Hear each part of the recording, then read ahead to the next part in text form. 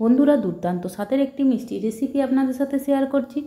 যদি ভালো লাগে পুরো ভিডিওটি দেখে একবার বাড়িতে বানানোর অনুরোধ রইল।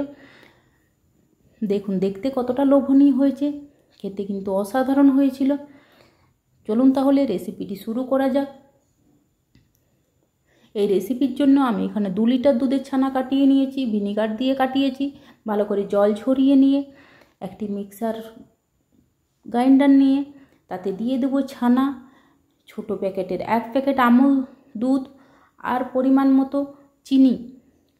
2 লিটার দুধের জন্য 1 বাটি চিনি দিয়েছি আর দিয়ে দেবো সামান্য দুধ। তারপরে ভালো করে পেস্ট বানিয়ে নিতে হবে।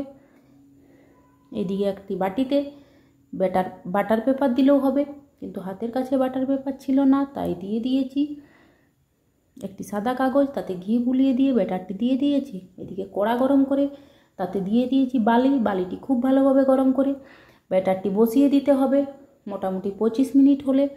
তারপর খুলে নামিয়ে নিলেই রেডি আমাদের দুর্দান্ত স্বাদের মিষ্টি। বন্ধুরা, ভালো লাগলে লাইক কমেন্ট শেয়ার করবেন। দেখা হচ্ছে নতুন আরেকটি ভিডিওতে। ততক্ষণ ভালো থাকবেন, সুস্থ থাকবেন, নিজের খেয়াল রাখবেন। Thanks for watching.